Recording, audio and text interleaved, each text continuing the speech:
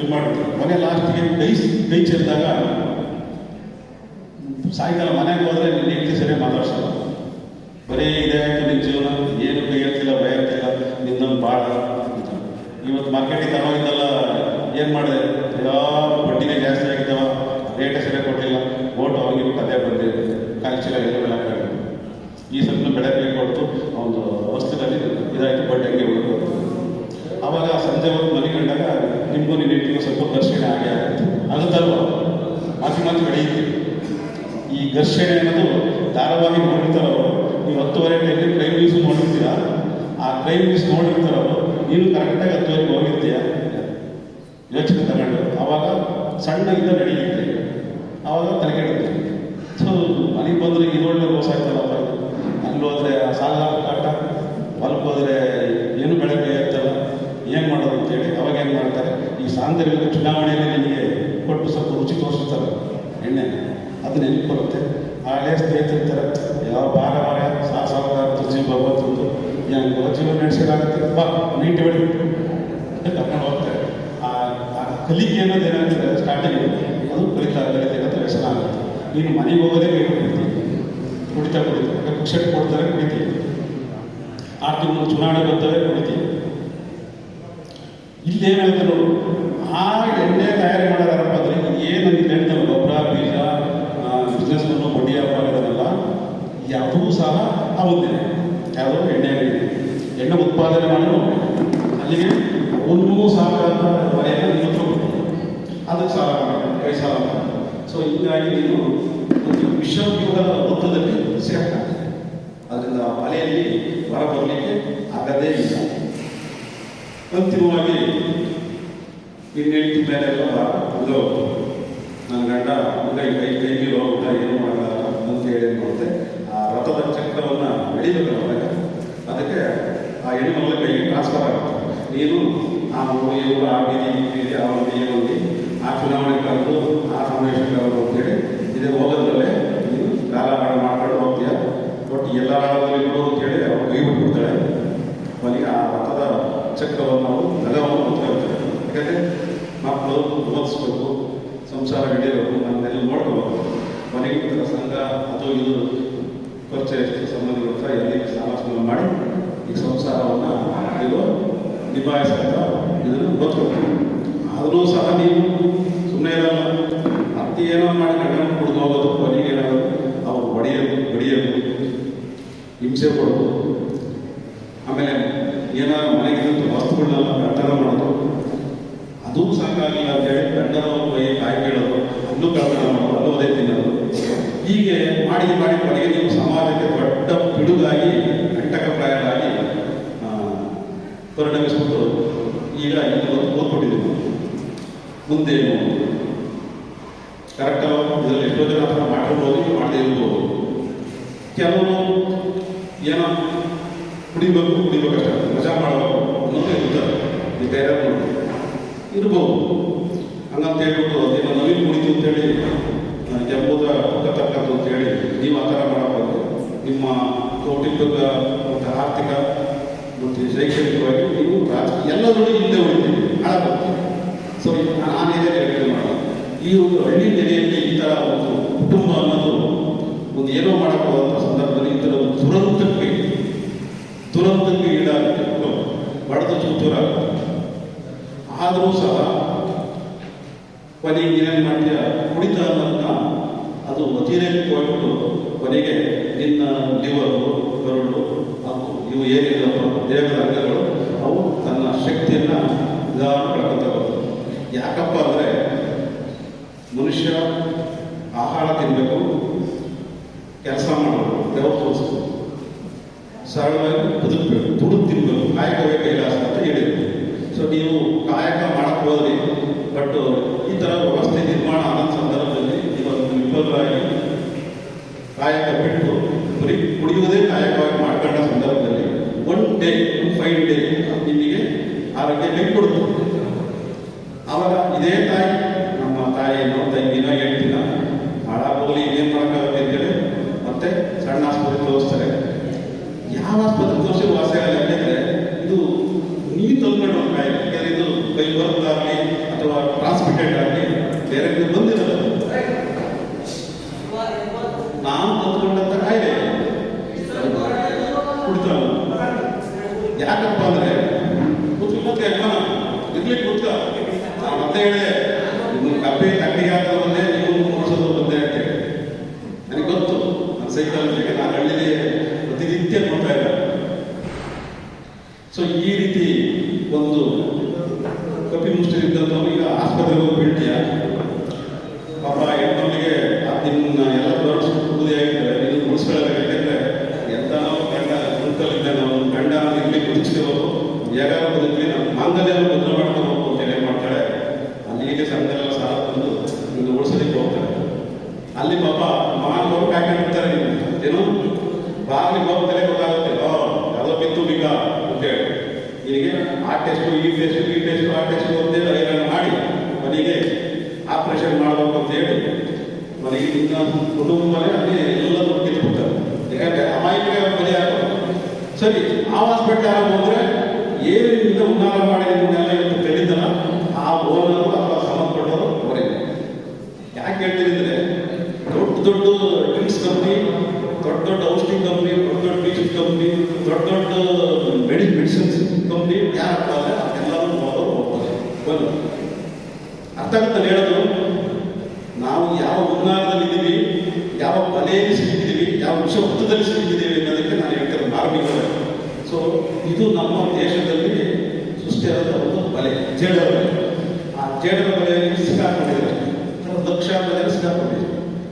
ಅದೇ ಹಾಸ್ಪಿಟಲ್ಗೆ ಹೋದಾಗ ನಿನ್ನ ಟ್ರೀಟ್ಮೆಂಟ್ ಹೆಸರಿನಲ್ಲಿ ಇನ್ನು ಮತ್ತೆ ನಿನ್ನ ಕುಟುಂಬವನ್ನು ಆರ್ಥಿಕವಾಗಿ ನಿಂತು ಹಾಳು ಮಾಡ್ತಾರೆ. ಸರಿ ಆಯ್ತು, ಏನೋ ಮಾಡಿದ್ದೀನಿ ನಾವು ನಿಂತ್ಕೊಂಡು ಉಳಿಸ್ಕೊಂಡ್ಬಂದು ಅಂತ ಇಟ್ಕೋಣ. ಆರೋಗ್ಯ ನಮ್ಮ ಕೈಲಿಲ್ಲ, ಡಾಕ್ಟರ್ ಕೈಲಿಲ್ಲ. ಏನಪ್ಪ ಕರೆಕ್ಟಾ? ಈಗ ನಾವು ಭಾಷೆಯಲ್ಲಿ ಆಧುನಿಕ ಶೈಲಿಯಲ್ಲಿ ನಮ್ಮ ಆರೋಗ್ಯ ಡಾಕ್ಟರ್ ಕೈಲಿದೆ, ನಮ್ಮ ಆರೋಗ್ಯ ನಮ್ಮ ಕೈಲಿದೆ.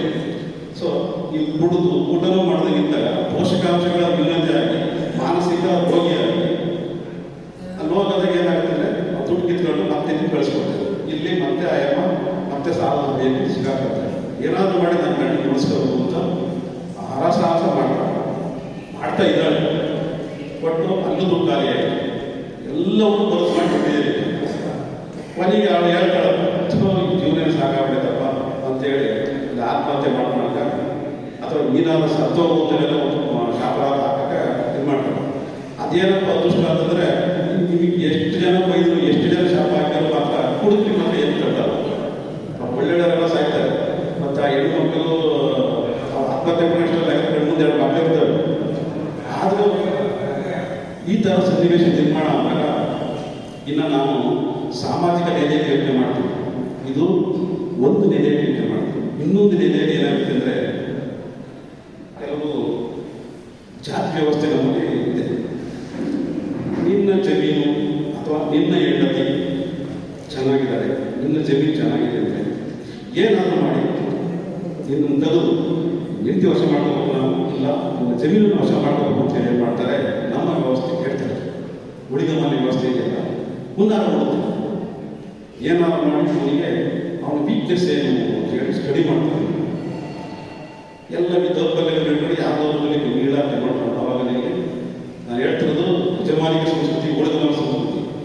ನಿನ್ನ ಜಮೀನು ಗಮನಿಸ್ಬೇಕು ಅಂತ ಏನು ಮಾಡ್ತಾರೆ, ಅವಾಗ ನಿನಗೆ ಅಲ್ಲಿ ಇಲ್ಲಿ ಕೊಟ್ಟು ಗುಡಿ ಮಾಡಿ ಏನೋ ಮಾಡಿ ಇದನ್ನು ಊರಿಗುಂಪು ಮಾಡಿ ಇದನ್ನೇನು ವ್ಯವಸಾಯ ಮಾಡೋಕ್ಕೆ ನಷ್ಟಾತರ ಉಂಟಾಗ ಮಾಡಿ ನೀವು ಬೇಸರಾಗಿ ಮಾಡಿ ಏನು ಮಾಡ್ತಾರೆ, ಇಲ್ಲಿ ಸಾಲದ ರೂಪದಲ್ಲಿ ಕೊಟ್ಟು ಬಡ್ಡಿ ರೂಪದಲ್ಲಿ ಕೊಟ್ಟು ನಿನ್ನ ಜಮೀನನ್ನು ಒಳಗಡೆಗೆ ಪ್ರಯತ್ನ ಮಾಡ್ತಾರೆ.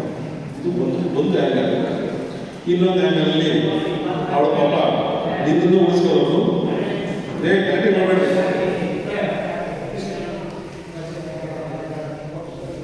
ಆ ಹೆಣ್ಣು ಮಕ್ಕಳು ಈ ಕಡೆ ನಿನ್ನನ್ನು ಉಳಿಸ್ಕೋಬೇಕು, ಈಗ ಜಮೀನು ಅಡಗಿಕೆಯನ್ನು ಉಳಿಸ್ಕೋಬೇಕು, ಸಂಸಾರದವರೆಗೂ ಹೋಗಬೇಕು. ಈ ಥರ ಒಂದು ಸಂದಿಗ್ಧತೆಯಲ್ಲಿ ಆ ಹೆಣ್ಣು ಸಿಕ್ಕಿದಾಗ ಏನಾಗ್ತಂದರೆ, ಹೇಳಿದ್ದ ಒಂದು ಕಡೆಗೆ ನಿನ್ನನ್ನು ಉಳಿಸ್ಕೋಬೇಕು ಮಾಂಗಲ್ಯ. ಅವಾಗ ಆ ಜಮೀನಿಗೆ ಬಡ್ಡಿಗಾರ ತೀರ್ಸೋಕಾಲ ವಸ್ತು ತೀರ್ಸೋಕಾಲ ಉಳಿಸ್ಕೊಳ್ಳೋದು ಬಂದಾಗ ಆ ಯಜಮಾನಿಗೆ ಸಂಸ್ಕೃತಿ ಏನು ಮಾಡುತ್ತಂದ್ರೆ, ನಿನ್ನ ಹೆಂಡತಿ ನಾವು ದುರುಪಯೋಗಪಡಿಸ್ಬೇಕು. ಇದು ಒಂದು ನೆಲೆ. ಮತ್ತೆ ನೀನು ಬಂದು ನೋಡ್ತೀಯಾ, ಆ ಸತ್ಯ ನಿಮಗೆ ಅರ್ಥ ಆಗುತ್ತೆ. ಆದರೆ ನೀನು ಅದನ್ನೇನು ಹೇಳೋಕ್ಕಾಗಲ್ಲ, ಅಸಹಾಯಕನಾಗಿರ್ತೀಯ. ಹೌದೇ? ನೀನೇ ಇನ್ನು ಸ್ವಲ್ಪ ತಲೆ ಹಿಡಿದನಾಗಿ ನೀನು ನಟನೆ ಮಾಡ್ತೀವಿ. ಇನ್ನು ಹೆಂಡ್ತಿನ ಬೇರೆಯವರಿಗೆ ತಲೆ ಹಿಡಿದ ಕೆಲಸವನ್ನು ನೀವೇ ಮಾಡ್ತೀವಿ. ಯಾಕಪ್ಪ ಅಂದರೆ ಅವನಿಗೆ ನೀನು ಕೊಟ್ಟಂಥ ದುಡ್ಡಿಗೆ ಕೊಡ್ತು ದಾಸರಾಗಿ ನಿನ್ನ ಜಮೀನು ಹೋಗೋಂಥ ಸಂದರ್ಭ ಬರುತ್ತೆ. ಕೆಲವು ಹೋಗಿರ್ತಿದ್ದಾರೆ, ಸತ್ಯ ಜಮೀನು ಕಳ್ಕೊಂಡಿದ್ದೀರ. ಈ ಕಡೆಗೆ ಹೆಂಡತಿಯನ್ನು ಒಂದು ಗರತಿಯನ್ನು ಏನಂತ ಇದರ ಪ್ಯೂರಿಟಿನ ಕಳ್ಕೊಂತಾರೆ. ಸೊ ಈ ಒಂದು ಸಮಾಜ ಒಂದು ಅವ್ಯವಸ್ಥೆ ಅಂದರೆ ಏನು ಎಲ್ಲೋ ಒಂದು ಕಡೆಗೆ ವಿಕೃತ ಒಂದು ಇದಕ್ಕೆ ಹೊರಟೋಗ್ಬಿಟ್ಟು ಇದು ನಾನು ನೋಡ್ತಾ ಇರೋದು ಹಳ್ಳಿನಲ್ಲಿ ಸಹಜವಾಗಿ ನಡೀತಾ ಇದೆ, ಇವತ್ತು ನಡೀತಾ ಇದೆ. ಇದಕ್ಕೆಲ್ಲ ಪರಿಹಾರ ಏನಪ್ಪ ಅಂದರೆ ಅದೇ ಹೇಳಿದಲ್ಲ, ತನ್ನನ್ನು ತಾನು ಅರ್ಥ ಮಾಡ್ಕೊಳ್ಳೋದು, ಆತ್ಮ ಸಾಕ್ಷಾತ್ಕಾರ ಮಾಡ್ಕೊಳ್ಳೋದು, ತಿಳುವಳಿಕೆ ಕಠೋರ್ಮುಖ ಮಾಡ್ಕೊಳ್ಳೋದು. ನನಗೆ ನಾನೀಗ ಬಿಡುವಾಗಿ ಕೆಲಸ ಮಾಡಿದಾಗ ಈ ಕುಡ್ತಾ ಮಾತಾಡಿದ್ರೆ, ಸರ್ ನಿಮ್ಗೆ ಗೊತ್ತಾಗಲ್ವ, ಅವ್ರನ್ನ ಕಂಪ್ಲೇಂಟ್ ಕೊಡಿ, ಅದನ್ನೇನ ಮಾಡಿ ಹೆಚ್ಚಿ ಮಾರ್ದಂಗೆ ಮಾಡಿ ಸರ್ ಅಂತ ಹಚ್ಕೊಂಡು ಗೊತ್ತಲ್ಲ. ಒಂದು ಕಡೆ. ಇನ್ನೊಂದು ಕಡೆ ಆ ಪುಟ್ಟ ಹಿಡೋದನ್ನ ಹಿಡಿಯೋಂಥ ನಾಟಕವನ್ನು ಮಾಡ್ತಾರೆ, ಅವ್ರನ್ನ ಕೇಸ್ ಅಟೆಂಡ್ ಮಾಡ್ತಾರೆ, ಬಟ್ ಅವ್ರೇನು ಮಾಡಲ್ಲ. ನೋಡಪ್ಪ, ಇಷ್ಟು ಟಾರ್ಗೆಟ್ ಇದೆ, ಇಷ್ಟು ಲಿಕ್ಕರನ್ನ ನೀನು ಸೇಲ್ ಮಾಡದೇ ಇದ್ದರೆ ನಿನ್ನ ಕೆಲಸಕ್ಕೆ ಇಂಕ್ರಿಮೆಂಟ್ ಹಿಡಿತೀನಿ, ನಿನ್ನನ್ನು ಸಸ್ಪೆಂಡ್ ಮಾಡ್ತೀನಿ ಅಂತ ಎಕ್ಸೈಸ್ ಡಿಪಾರ್ಟ್ಮೆಂಟ್ ಅವ್ರನ್ನ ಗೊತ್ತಾಗುತ್ತೆ. ಇನ್ನೊಂದು ಕಡೆಗೆ ನಮ್ಮ ಆರ್ಥಿಕ ಮಟ್ಟ ಸರ್ಕಾರವನ್ನು ಮುನ್ನಡೆಸಬೇಕು ಅಂದರೆ ಅತಿ ಹೆಚ್ಚು ಸಿಂಹಪ್ರಾಣ ಆದಾಯ ತಂದುಕೊಡ್ತಿರೋ ಕ್ಷೇತ್ರ ಯಾರಪ್ಪ ಅಂದರೆ ಅಬಕಾರಿ ಕ್ಷೇತ್ರ. ಇದೇನಿತ್ತು ಅಂದರೆ ಸರ್ಕಾರವನ್ನು ರನ್ ಮಾಡೋಕ್ಕಾಗಲ್ಲ. ಒಳ್ಳೊಳ್ಳೆ ಯೋಜನೆಗಳನ್ನ ಘೋಷಣೆ ಮಾಡಿದ್ರು, ಅವ್ರನ್ನ ಸದುಪೂರ್ಣಗೊಳಿಸೋಕ್ಕಾಗಲ್ಲ. ಕೆಲವು ಟೈಮು ಪ್ರಾಜೆಕ್ಟ್ ಮಾಡಬೇಕಾಗಿತ್ತು, ಮಾಡಲಿಲ್ಲ, ಪ್ರೋಗ್ರಾಮ್ ಮಾಡಿದ್ರು. ಏಕೆಂದರೆ ಅಧಿಕಾರ ಬೇಕು ಅಷ್ಟೇ ನನಗೆ, ಹಾಗಾಗಿ ಅವರು ಪ್ರೋಗ್ರಾಮ್ಸ್ ಮಾಡಿದ್ರು, ಪ್ರಾಜೆಕ್ಟ್ಗಳು ಮಾಡಲಿಲ್ಲ. ಇನ್ ಟೈಮ್ ಪ್ರಾಜೆಕ್ಟ್ಗಳು ಮುಗಿಸೋಕ್ಕಾಗಲಿಲ್ಲ. ಅವಾಗ ಹಣದ ಕೊರತೆ ಬಂದಾಗ ಆವಾಗ ನೀವೇ ನಮ್ಗೆ ಅನ್ನದಾತ ಯಾರಪ್ಪ ಅಂದರೆ ಹುಡುಗರು. ಯಾಕಂದರೆ ನೀವು ಎಷ್ಟು ಕುಡಿತೀರೋ, ಎಷ್ಟು ತೆರಿಗೆ ಅದು ಬರುತ್ತೆ, ಆವಾಗ ಪ್ರಾಜೆಕ್ಟ್ ಮುಗಿದರೆ ಪ್ರೋಗ್ರಾಮ್ ಸಕ್ಸಸ್ ಆಗುತ್ತೆ. ಅಂದರೆ ನೀವು ಎಷ್ಟು ತ್ಯಾಗಿಗಳು ಅರ್ಥ ಆಗುತ್ತೆ, ಮಹಾನ್ ತ್ಯಾಗಿಗಳು.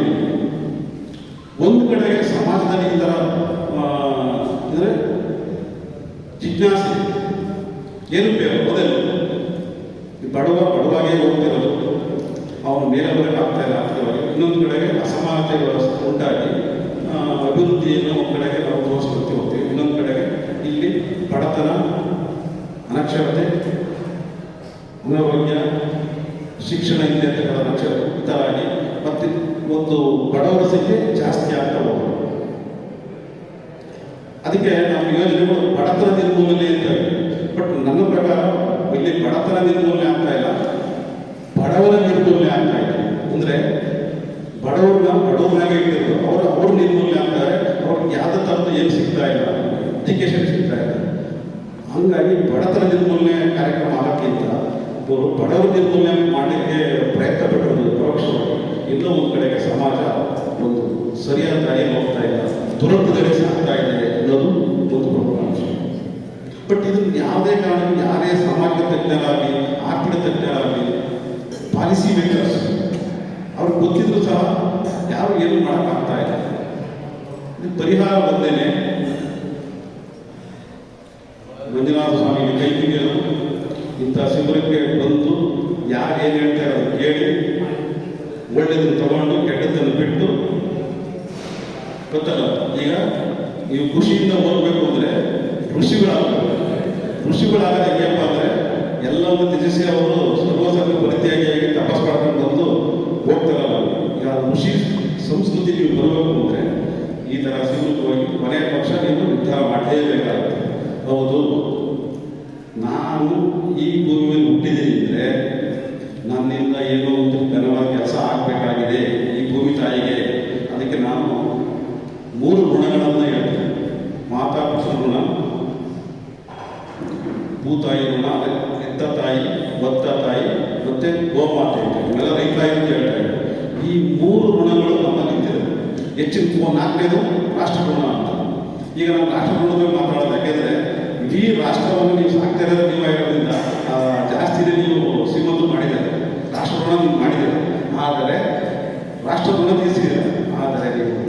ನಿಮ್ಮ ಮಾತಾಪಿತೃಗಳನ್ನ, ಈ ಒತ್ತ ತಾಯಿಗಳನ್ನ, ಗೋಮಾತೆಗಳನ್ನು ತೀರಿಸಿದ್ದಾರೆ.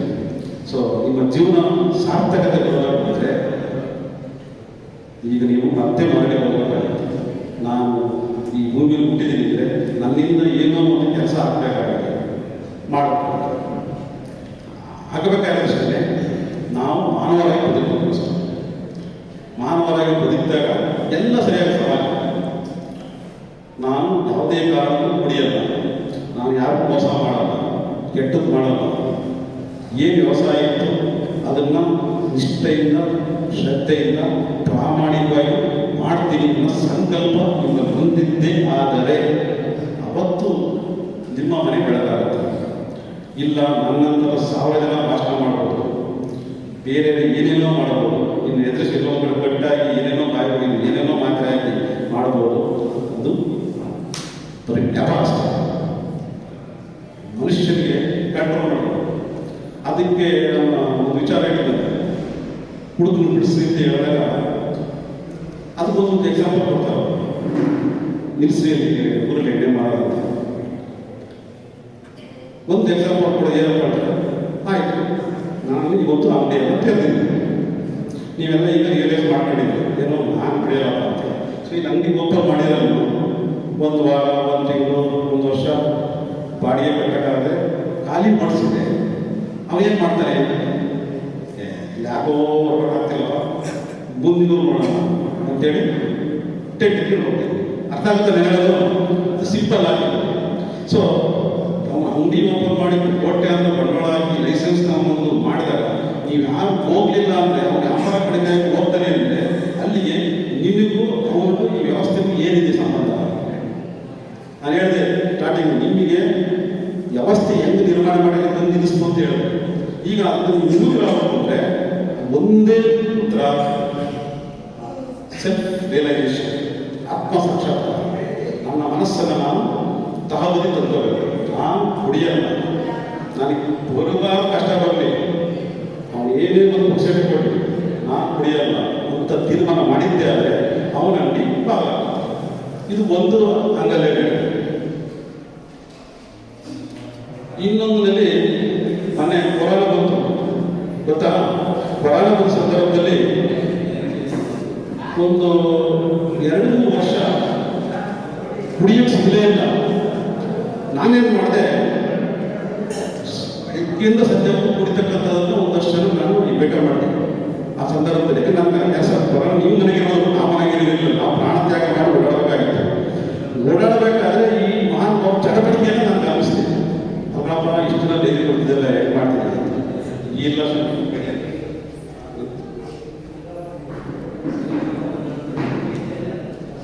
ಅದೇ ಈಗ ಒಂದು ವಿಚಾರ ಹೇಳಿದ್ರೆ ಪೂರ್ತಿ ಅವರು 5 ನಿಮಿಷ ನಾನು ಮಾತಾಡಲ್ಲ. ನಾನು ಹೇಳ್ತಿದ್ದೇನೆ, ಬೇಜಾರಾಗ್ತಿದ್ದೀನಪ್ಪ. ಅವರು ಹೋಗಿ ನಾನು ಮಾತಾಡಿಸ್ತೇನೆ, ಹೆಂಗೆ ಮಾಡ್ತೀರಾ ಈಗ ವ್ಯವಸ್ಥೆ? ಇಲ್ಲ ಸರ್, ಸುತ್ತಿಲ್ಲ ಬಂದಾಗೈತೆ. ಹಿಂಗೆ 1 ವರ್ಷ, 2 ವರ್ಷ, 3 ವರ್ಷ ಕಳೀತು. ಮತ್ತೆ ಈಗ ಅವ್ರು ನೋಡ್ತಾ ಇದ್ದಾರೆ, ಅವ್ರು ಏನಾಗಿದೆ ಗೊತ್ತಾ? ಒಳ್ಳೆ ವ್ಯಕ್ತಿಗಳಲ್ಲ. ಇದು ನಾನು ಹೇಳಿರೋದು ಸತ್ಯ, ನಾನು ಕಂಡಂಥ ಸತ್ಯ. ಯಾಕಂದ್ರೆ ನಾನು ಸುಮ್ಮನೆ ಹೋಗಲ್ಲ. ಅವ್ರು ನಾನು ಬೆನ್ನತ್ತಿ ಏನು ಮಾಡ್ತಾರೆ ನೋಡಿ. ಇವತ್ತು ಒಳ್ಳೆ ವ್ಯವಸಾಯಗಾರರಾಗಿದ್ದಾರೆ, ಒಳ್ಳೆ ಕಸುಬನ್ನು ಮಾಡ್ತಾರೆ, ಮನೆ ಕಟ್ಕೊಂಡಿದ್ದಾರೆ, ಈಗ ಆರ್ಥಿಕವಾಗಿ ಬಂದಿದ್ದಾರೆ. ಯಾಕಪ್ಪ ಸರ್ ಪರಾನಾಗಿ ಜೈ ಅದೊಂದು ಬಂದಿತ್ತು. ಇವತ್ತು ನನ್ನ ಜೀವನವನ್ನು ಬದಲಾಯಿಸ್ತು. ಸಿಗ್ಲಿಲ್ಲ, ಬಿಟ್ಟೆ ಬಿಟ್ಟು ಬಾರ ಸರಿ, ಮನಸ್ಸೇ ಬಂದಿಲ್ಲ ಸರಿ. ಇದು ನಡೆದಿದೆ. ಸೊ ಕೊರೋನಾದಲ್ಲಿ ಗೊತ್ತಾಗುತ್ತದ್ದು ತುಂಬ ಜನ ಇಲ್ಲಿ ಹಳ್ಳಿನಲ್ಲಿ ಇದು ಮಾಡಿದಾಗ ಕೆಲವು ಹೆಣ್ಣುಮಕ್ಕಳು ಇದನ್ನ ಎಣ್ಣೆ ನಿಲ್ಲಿಸಲಿಕ್ಕೆ ಒಂದಷ್ಟು ಜನ ಬಂದರು. ಸಾಕು ಎಣ್ಣೆ ಇಲ್ಲೇ ಮಾಡಿದ್ರೆ ಚೆನ್ನಾಗಿರೋ ಸರ್, ಇದೇ ನಮ್ಮ ಒಂದಷ್ಟು ಸಂಘ ರಂಗಂತೇಳಿ ಮೀಟಿಂಗ್ ಹೇಳ್ತಾರೆ. ಯಾಕೆ ಗೊತ್ತಾ ಸರ್, ಈ ನಮ್ಮ ಮಗ ಕುಡಿದು ಅಲ್ಲಿಂದ ಬರೋದಕ್ಕೆ ಮನೆಗೆ ತಪ್ಪಲ್ಲ. ನಾನು ಅಡುಗೆ ಮಾಡಿ ಹಾಕೊಂಡು ತಲ್ಲಾಗುತ್ತೆ, ಊಟ ಮಾಡೋದು ಮನೆಗೆ ಇರ್ತಾರೆ, ಮತ್ತೆ ಕಾಯಿ ಸರ್. ಇಲ್ಲೇ ಅಟ್ಲೀಸ್ಟ್ ಪೆಟ್ಟಿಗೆ ಸಿಕ್ಕಿದೆ, ಕುಡಿದು ತಿಂದು ಬಂದು ಕುತ್ಕೊಂಡು ಊಟ ಮಾಡಿ ಎಲ್ಲ ಮನಸ್ತಿದ್ದೆ. ಚರಂಡಿ ಬಿಡ್ತಿಲ್ಲ ಸರ್. ಮೊನ್ನೆ ಹೋದ ಭತ್ತ ಕುಡಿದು ಬಂದು ಯಾವ ಬಸ್ ಮಾಡ್ಕೊಳ್ಳೋದ ಕಾಲು ಮುರಿದು ಆ ಚರಂಡಿಯಿಂದ ಅಲ್ಲೇ ಬಿದ್ದ ಹಿಂಗಾಗಿ ಸರ್. ಹಂಗಾಗಿ ಇಲ್ಲೇ ಮಾಡಿದ್ದು ಚೆನ್ನಾಗಿರುತ್ತೆ ಸರ್. ಈಗ ಅಂದರೆ ಇದೆಲ್ಲ ಯಾಕೆ ಹೇಳ್ತಿದ್ರೆ ಎಲ್ಲ ಪ್ರಾಕ್ಟಿಕಲ್ ಎಕ್ಸ್ಪೀರಿಯನ್ಸ್. ನಾನು ಇದು ನಮ್ಗೆ ಗೋಚರಪಡ್ತಾ ಇದೆ. ಅಂದರೆ ಅವ್ನು ಹುಡುಗಾರ ಕುಡಿದು ಏನಾಗಲಿ ಸದ್ಯ ಹಳ್ಳಿಲೇ ಸಿಕ್ಕಿ ಸಾಕು ಹೆಂಗಾದ್ರೂ ನಮ್ಮ ಕಡೆ ಸೇರ್ತಿರ್ತಾರೆ. ಇಲ್ಲ ಡೈಲಿ ಬಿದ್ದು ಮಣ್ಣಿ ಕೈ ಅದನ್ನು ನೋಡೋಣ. ಸೊ ಈ ರೀತಿ ಜಿಜ್ಞಾಸೆಗಳು ವಿಪರ್ಯಾಸಗಳು ನಮ್ಮ ಹಳ್ಳಿನಲ್ಲಿ ಇವತ್ತು ನಡೀತಾ ಇರೋದ್ರಿಂದ ನಾನು ಅದಕ್ಕೆ ಹೇಳೋದು, ಈ ಸೀರೆ ದೃಶ್ಯನೇ ಬೇಡ, ಹಳ್ಳಿ ಮಾಡೋದು ಬೇಡ, ಅಲ್ಲೂ ಮಾಡೋದು ಬೇಡ. ಅಥವಾ ಒಂದು ವೇಳೆ ಮನೆಯಲ್ಲೂ ಸಹ ನಾನು ಹೋಗಲ್ಲ, ನಾನು ಕುಡಿಯಲ್ಲ ಅಂತ ಎಲ್ಲಿವರೆಗೂ ನೀವು ಮನಸ್ಸಿಗೆ ತಗೊಂತಾರ ಅಲ್ಲಿವರೆಗೂ ನಾನಾಗಲಿ ಇನ್ನೊಬ್ಬರ ಯಾರೇ ಬಂದು ಏನು ಮಾಡೋಕ್ಕಾಗಲ್ಲ. ಅದು ದಯಮಾಡಿ ಚುನಾವಣೆ ಸಂದರ್ಭದಲ್ಲಿ ಅದನ್ನು ಪುಕ್ಸೆಟ್ಟೆ ಕೊಟ್ಟಿದ್ದು ಅಂತ ಹೇಳಿ ಯಾರೂ ಸ್ವೀಕರಿಸಬೇಕು. ನಿಮ್ಮ ಆತ್ಮಸಾಕ್ಷಿ ಮತವನ್ನು ಕುಡಿದು ಅದನ್ನು ಅಭ್ಯಾಸ ಮಾಡೋದನ್ನು ವ್ಯಸನವಾಗಿ ಮಾಡಿ ಇವತ್ತೇನಾಗಿದೆ ಅಂದರೆ ಹಳ್ಳಿಗಳು, ಅದಕ್ಕೆ ನಾವು ಹಳ್ಳಿಗಳನ್ನ ಹೆಂಗೆ ನಾವು ಬೇರೆ ಎತ್ತಬೇಕು ಅಂದರೆ ಗುಣಮುಕ್ತ, ವ್ಯಸನ ಮುಕ್ತ, ವ್ಯಾಜ್ಯ ಮುಕ್ತ ಮಾಡಬೇಕಾಗ್ತದೆ. ಅರ್ಥ ಆಗುತ್ತೆ ನೀವು ಹೇಳೋದು? ನಮ್ಮ ಮುಂದೆ ದೊಡ್ಡ ಚಾಲೆಂಜ್ ಸವಾಲಿದೆ. ಹಳ್ಳಿಗಳು ಕಟ್ಟೋದು ಇದೇ ನಮಗೆ ಸವಾಲಾಗಿದೆ. ನಿಮಗೆ ವ್ಯಸನ ಮುಕ್ತ ಮಾಡೋದು, ವ್ಯಾಜ್ಯ ಮುಕ್ತ ಮಾಡೋದು, ಋಣಮುಕ್ತ ಮಾಡೋದು. ಸೊ ಇವು ಸವಾಲಾಗಿ ಇರೋದ್ರಿಂದ ಇದಕ್ಕೆ ಪರಿಹಾರ ಅಂದರೆ ನೀವು ಬಂದಾಗ ಮಾತ್ರ ಅವಾಗ ಕೈ ಜೋಡಿಸಿದ್ರೆ ಅವಾಗ ಹಳ್ಳಿ ಉದ್ಧಾರ ಆಗುತ್ತೆ, ನಿಮ್ಮ ಕುಟುಂಬ ಉದ್ಧಾರ ಆಗುತ್ತೆ, ದೇಶ ಉದ್ಧಾರ ಆಗುತ್ತೆ. ಇಲ್ಲ ಅಂದರೆ ಚಾನ್ಸ್ ಇದೆ. ಅದಕ್ಕೆ ಮಾರ್ಮಿಕವಾಗಿ ಹೇಳಬೇಕು ಅಂದರೆ ಮನುಷ್ಯನಿಗೆ ಪರಿಸ್ಥಿತಿ, ಮನಸ್ಥಿತಿ, ಮನಸ್ಥಿತಿ. ಇವತ್ತು ಈಗ ನಾವು ಇಲ್ಲಿವರೆಗೂ ನಿಮ್ಮ ಪರಿಸ್ಥಿತಿ ಹೆಂಗಿತ್ತು, ಯಾರು ನಿಮ್ಮ ಪರಿಸ್ಥಿತಿ ತಂದರು, ಏನು ಮಾಡಿದ್ರು ಅಂತ ನಿಮ್ಮ ಮನಸ್ಥಿತಿ ಈಗ ಎಲ್ಲವೂ ನೋಡಿದ ಮೇಲೆ ಮನೆಗೆ ಓಹೋ ನಾನು ಬದಲಾಗಬೇಕು ಅಂತ ಬಂದರೆ ಆವಾಗ ನಿಮ್ಮ ಮನಸ್ಥಿತಿ ಸರಿಯಾಗಿ ಬಂದೇ ಬರುತ್ತೆ ಅಲ್ವಾ?